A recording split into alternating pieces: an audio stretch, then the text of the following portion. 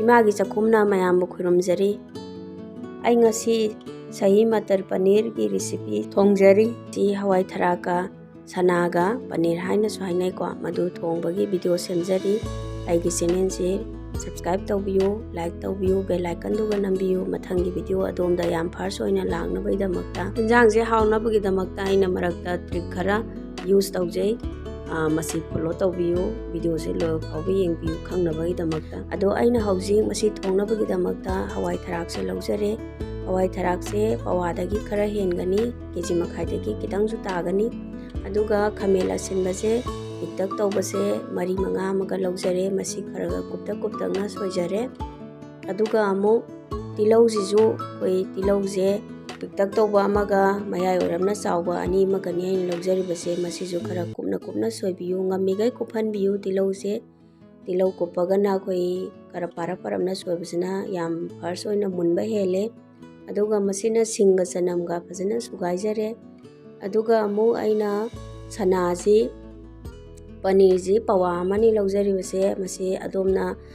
ओयहनिंगबा शेपता ओयहनिंगबा साइजता कक्पिरो आइनासु कक्जरे मसे अदुगा मसीदा अमु मसाइगी आइना सिंगा सनमगा असुबसे खरा अमगा थुम कितंग अमगा हाफ टी स्पून निको मसी मिक्स तौसलजी मसी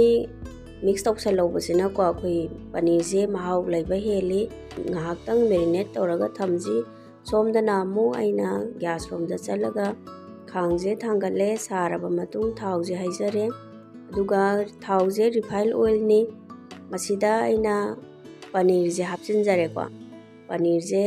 ngauthok piro ngahaktang hana minute ani muktang yam kuina ngaugadaba nate mase aigi se yarani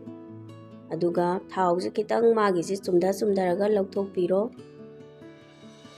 mase hana side ta tawraga thamgraji aduga amu aina star anise spicy je ama hapjare aduga using sa makuni ko aduga elaichi ani maga जीरा खरगा मसी हापजरे मसी हाना ngौरसी मसी जिंगजे कोई मसाला जे को सिना कोई मनम जे तोंगाना हाउबा मा फावली महाउ तोंगान ले high तारे को अदुगा मोरोक से अकंग बजे पिक्तक तोबा मरी मंगा मगाइना हापजरे तिलौ से जो हापजिनजरे मसी हाना फजन मुन्ना ngौजी कोई कहन बिगनु मई जिजु याम कलहन बिगनु सिंगा चनमगा सुबजे जो हापचिनजरे आइना अदुगा कोई मसीजे ngahak मखुम खुमगा थमजी मिनिट अमा मुक्तंग आइगिजे मिनिट अमा फारे अदुगा मखुमजे हांगतोकजरे अदुगा अमु कोई फजना मिक्स तौसनबिरो अमुका अदुगा मसीदा अमु कोईगी शहीद पनीर मसाला जी हापजरे हाफ टी स्पून ने garam masala 1 teaspoon chilli powder Kashmiri red chilli दुनिको मसीना 2 टीस्पून हापसरे अदो फजन मिक्स तौसलजी अदुगा अमु हौजी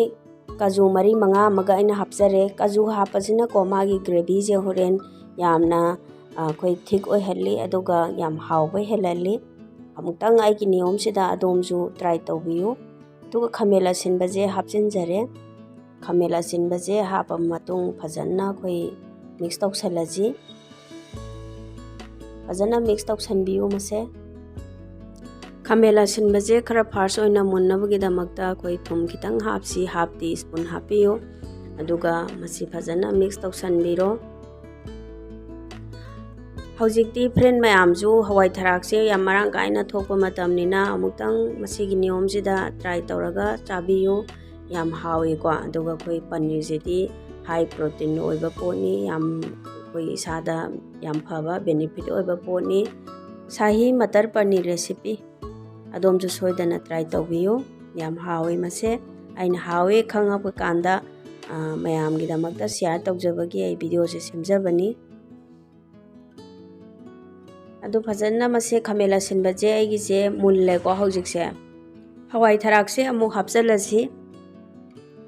हवाई थराकसे हापचलगा कोई फजना मिक्स तौसलगा अमु ngौरसी ꯑꯗꯣ ꯃꯁꯤꯗ ꯄꯅꯤꯔ ꯄꯤꯁꯇꯣ 4-5ꯗꯪ ꯍꯥꯞꯆꯤꯟꯕꯤꯌꯨ꯫ ꯑꯗꯣ ꯐꯖꯅ ꯃꯁꯤ ꯃꯤꯛꯁ ꯇꯧꯁꯜꯂꯦ ꯑꯗꯨꯒ ꯃꯤꯅꯤꯠ 2 ꯃꯈꯨꯝ ꯈꯨꯝꯃꯒ ꯊꯝꯁꯤ꯫ ꯑꯩꯒꯤꯁꯦ ꯃꯤꯅꯤꯠ 2ꯗꯤ ꯐꯥꯔꯦ꯫ ꯃꯈꯨꯝꯁꯦ ꯍꯥꯡꯇꯣꯛꯑꯒ ꯑꯃꯨꯛ ꯌꯦꯡꯉꯁꯤ꯫ ꯑꯩꯒꯤ ꯇ꯭ꯔꯤꯛ ꯃꯆꯥꯁꯤꯡꯁꯦ ꯐꯣꯂꯣ ꯇꯧꯕꯤꯌꯨ꯫ ꯑꯩꯈꯣꯏ ꯍꯋꯥꯏ ꯊꯔꯥꯛꯁꯦ ꯈꯤꯇꯪ ꯍꯥꯏꯐꯦꯠ ꯃꯨꯜꯍꯟꯕꯤꯒꯗꯕꯅꯤꯀꯣ, ꯌꯥꯝ ꯄꯨꯔꯥ ꯃꯨꯟꯗ꯭ꯔꯒꯁꯨ ꯌꯥꯅꯤ ꯍꯥꯟꯅ ꯉꯧꯕ ꯃꯇꯝꯗꯕ꯫ ꯑꯗꯨꯒ ꯑꯩꯅ ꯍꯧꯖꯤꯛꯁꯦ ꯈꯥꯃꯦꯟ ꯑꯁꯤꯟꯕꯁꯤꯒꯩ ꯁꯥꯏꯠ ꯇꯧꯖꯔꯦ꯫ ꯃꯁꯤꯁꯦ ꯑꯩꯈꯣꯏ ꯒ꯭ꯔꯥꯏꯟꯗꯔꯒꯤ ꯈ꯭ꯋꯥꯏꯗꯒꯤ ꯄꯤꯛꯄ ꯖꯥꯔꯗꯣ ꯑꯗꯨꯗ ꯂꯧꯊꯣꯛꯆꯔꯦ ꯑꯗꯨꯒ ꯈꯔ ꯑꯃꯗꯤ ꯊꯝꯖꯔꯦ꯫ ꯍꯋꯥꯏ ꯊꯔꯥꯛꯇꯤ ꯑꯌꯥꯝꯕꯅ ꯊꯝꯖꯔꯦꯀꯣ꯫ ꯑꯗꯣ ꯃꯁꯤ ꯃꯈꯨꯝ ꯈꯨꯝꯃꯒ ꯉꯥꯛꯇꯪ ꯑꯃꯨꯛ ꯊꯝꯁꯤ꯫ ꯑꯗꯣ ꯁꯣꯝꯗ ꯑꯩꯅ ꯖꯥꯔꯗ ꯂꯧꯊꯣꯛꯆꯔꯤꯕꯁꯤ ꯒ꯭ꯔꯥꯏꯟꯗꯔꯗ ꯑꯃꯨꯛ ꯒ꯭ꯔꯥꯏꯟ ꯇꯧꯊꯣꯛꯑꯁꯤ꯫ ꯒ꯭ꯔꯥꯏꯟ ꯇꯧꯔꯕ ꯃꯇꯨꯡ ꯑꯃꯨꯛ ꯍꯥꯞꯆꯤꯟꯖꯔꯦ꯫ ꯃꯁꯤ ꯍꯥꯞꯄꯒꯀꯣ ꯑꯩꯈꯣꯏꯒꯤ ꯈꯤꯇꯪ ꯃꯤꯛꯁ ꯇꯧꯁꯟꯕꯤꯔꯣ ꯑꯗꯨꯒ ꯑꯃꯨꯛ ꯃꯍꯤꯁꯦ ꯑꯣꯛꯀꯗꯕ ꯆꯥꯡꯗꯣ ꯍꯥꯞꯄꯤꯔꯣ ꯑꯗꯣꯝꯅ꯫ ꯑꯩꯅ ꯍꯧꯖꯤꯛꯁꯦ ꯏꯟꯁꯥꯡꯁꯦ ꯌꯥꯏꯉꯪꯁꯦ ꯊꯥꯛꯇ꯭ꯔꯤꯀꯣ꯫ ꯌꯥꯏꯉꯪꯁꯦ ꯑꯩꯅ ꯍꯥꯟꯅ ꯊꯥꯛꯇꯕꯅꯤ, ꯌꯥꯏꯉꯪ ꯊꯥꯛꯑꯒꯗꯤ ꯍꯋꯥꯏ ꯊꯔꯥꯛꯁꯦ ꯀꯟꯖꯟꯕ ꯍꯦꯜꯂꯤ꯫ ꯑꯗꯨꯅ ꯑꯩꯅ ꯍꯧꯖꯤꯛ ꯃꯣꯔꯣꯛꯀ ꯌꯥꯏꯉꯪꯒꯁꯦ ꯊꯥꯛꯆꯔꯦ꯫ ꯃꯣꯔꯣꯛꯁꯦ ꯑꯗꯣꯝꯅ ꯁꯥꯅꯤꯡꯕꯒꯤ ꯆꯥꯡ, ꯆꯥꯅꯤꯡꯕꯒꯤ ꯆꯥꯡꯒꯤ ꯃꯇꯨꯡ ꯏꯟꯅ ꯊꯥꯛꯄꯤꯔꯣ꯫ ꯑꯗꯨꯒ ꯑꯃꯨꯛ ꯃꯈꯨꯝꯁꯦ ꯈꯨꯝꯖꯤꯜꯂꯒ ꯑꯩꯈꯣই ꯑꯗꯨꯝ ꯈꯔ ꯁꯧꯍꯟꯈꯤꯁꯤ꯫ ꯑꯩꯒꯤꯁꯦ ꯍꯧꯖꯤꯛ ꯌꯥꯝ ꯀꯟꯅ ꯁꯧꯒꯠꯂꯛꯑꯦ꯫ ꯑꯗꯣ ꯃꯈꯨꯝꯁꯦ ꯑꯃꯨꯛ ꯍꯥꯡꯇꯣꯛꯑꯒ ꯌꯦꯡꯉꯁꯤ꯫ ꯄꯅꯤꯔꯁꯦ ꯍꯥꯞꯆꯤꯟꯖꯔꯦꯀꯣ꯫ ꯄꯅꯤꯔꯁꯦ ꯐꯖꯅ ꯃꯤꯛꯁ ꯇꯧꯁꯟꯕꯤꯔꯣ ꯑꯃꯨꯛ꯫ ꯑꯩꯒꯤꯁꯦ ꯃꯆꯨꯁꯨ ꯌꯥꯝ ꯐꯖꯔꯦꯀꯣ꯫ ꯑꯗꯣ ꯑꯦꯟꯁꯥꯡꯁꯦ ꯑꯦꯅꯤ ꯑꯦꯟꯁꯥꯡ ꯑꯃ ꯊꯣꯡꯕꯗꯀꯣ ꯑꯩꯈꯣꯏ ꯀꯂꯔꯁꯦ ꯊꯨꯝ ꯊꯥꯛꯑꯀꯥꯟꯗ ꯑꯃꯨꯛ ꯈꯤꯇꯪ ꯑꯃꯨꯛ ꯂꯩꯁꯜꯂꯛꯈꯤꯅꯦꯕ꯫ ꯑꯩꯅ ꯅꯝꯒꯗꯕ ꯆꯥꯡꯗ ꯊꯨꯝ ꯊꯥꯛꯆꯔꯦ꯫ ꯂꯣꯏꯁꯤꯜꯂꯛꯄꯗ ꯑꯩꯈꯣꯏꯒꯤ ꯁꯥꯍꯤ ꯄꯅꯤꯔ ꯃꯁꯥꯂꯥꯁꯦ ꯑꯃꯨꯛ ꯊꯥꯛꯄꯤꯌꯨ꯫ ꯐꯗꯤꯒꯣꯝ ꯈꯔꯒ ꯍꯥꯞꯆꯤꯟꯕꯤꯔꯣ꯫ ꯐꯗꯤꯒꯣꯝ ꯍꯥꯞꯄꯁꯤꯅ ꯃꯍꯥꯎꯁꯦ ꯌꯥꯝ ꯍꯦꯜꯍꯜꯂꯤ꯫ ꯑꯩꯒꯤ ꯑꯦꯟꯁꯥꯡꯁꯦ ꯂꯣꯏꯖꯔꯦ꯫ ꯑꯗꯣꯝꯅ ꯑꯩꯒꯤ ꯚꯤꯗꯤꯑꯣꯁꯦ ꯌꯦꯡꯕꯤꯕꯒꯤꯗꯃꯛꯇ ꯊꯦꯡꯛ ꯌꯨ꯫